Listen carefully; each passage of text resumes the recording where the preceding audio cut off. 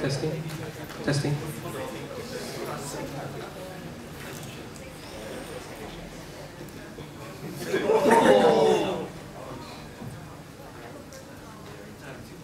Testing, testing.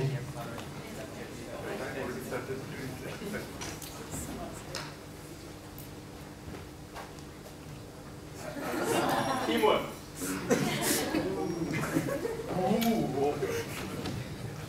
Yeah, okay, everyone can hear me, right? Okay.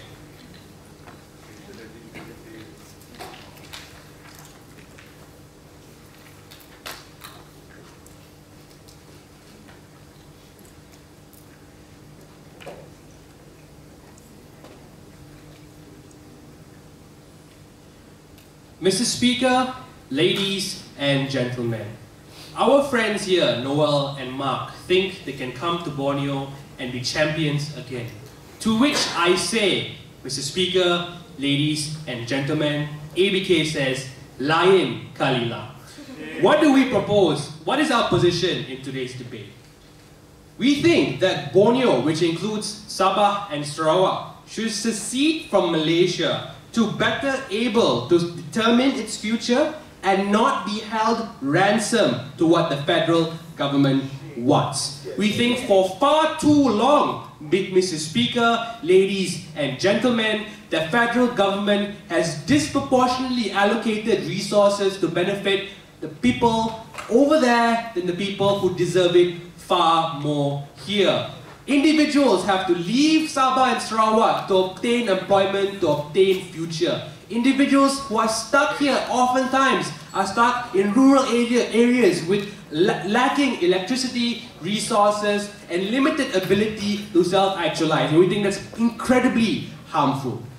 What will I talk to you about in my speech? Firstly, I'll tell you why staying in Malaysia will not be good for Borneo, like Sabah and Sarawak. Secondly, I'll tell you why Borneo has the right to secede. And thirdly, I'll tell you why Borneo is better off with self-determination.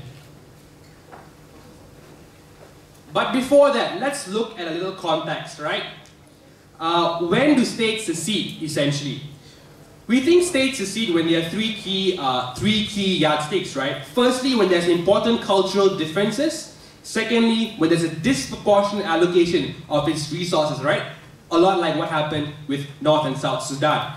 Thirdly, when there's systematic disenfranchisement of communities. So what is the problem in today's debate? And it's linked to those three things I told you. Firstly, we think there's a different culture and political climate, right? We looked at how the federal government looked at the Allah issue as an infringement on Muslim rights and how it's so important to the practice of the Christians who are a majority in Sarawak. We look at how a lot of Borneans identify themselves as Borneans first, or Sabahans first, or Sarawak first, and then Malaysians, right? We look at how Sabah and Sarawak was originally, this is a political difference, it was originally intended to be equal partners to the Federation of Malaya, and now it has been reduced to one of the 14 states. This is incredibly important to remember. Secondly, we think there's a disproportionate allocation of resources with regards to things like timber and with regards to things like petrol, right? We think there's pittance allocated to the state government with regards to royalties, right? And a large chunk goes to the federal government, right? Sure. Thirdly, not yet, Mark, I thought we already agreed you wouldn't PR me in the first 3 minutes.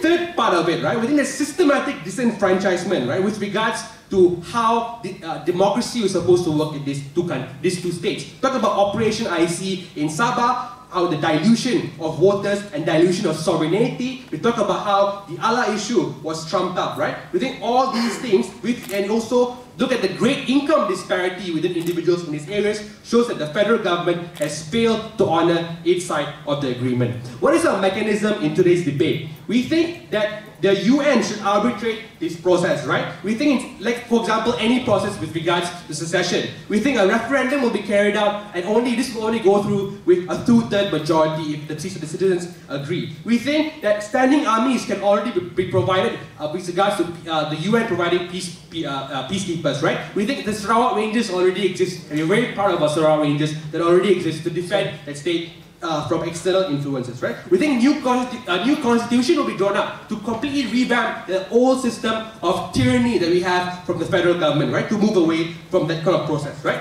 We think trends already show of voters moving towards opposition, especially more enlightened voters, right? Showing a rejection of the federal government, right?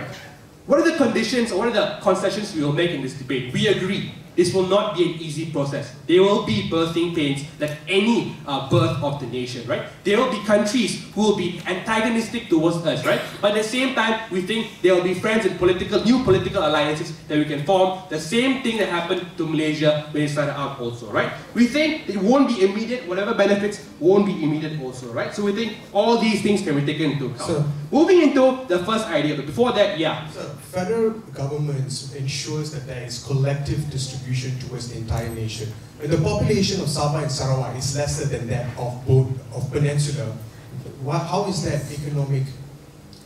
Sabah and Sarawak have 20% of the population. We do not think 20% of the wealth of the country has been allocated to Sabah and Sarawak. We think it has not been collected amount. Of course, it would look like that where it's coming from, right?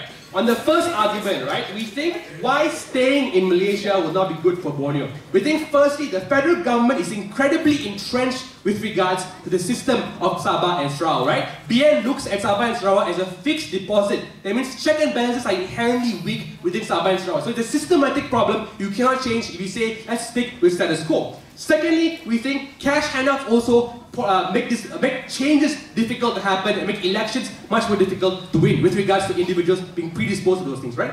Secondly, we think welfare is politicized and only benefiting the federal government. We think systematic disenfranchisement also makes it difficult for changes to happen, right? So like regulation, the system fails to regulate itself. And thirdly, why should Borneans have to wait any longer for change if they propose a slow organic change? We think they need the change now because it's about self-actualization, right?